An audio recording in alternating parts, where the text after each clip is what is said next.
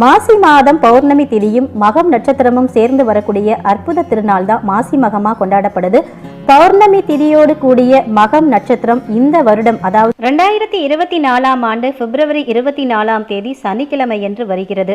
பௌர்ணமி திதியோட மகம் நட்சத்திரம் இணையக்கூடிய நாளை தான் நாம மாசி மகம் அப்படின்னு சொல்றோம். அந்த வகையில இந்த வருடத்துக்கான பௌர்ணமி திதி பிப்ரவரி 23ஆம் தேதி மாலை 4:55 தொடங்கி பிப்ரவரி 24ஆம் தேதி மாலை 6:51 வரைக்கும் பௌர்ணமி திதி இருக்கு.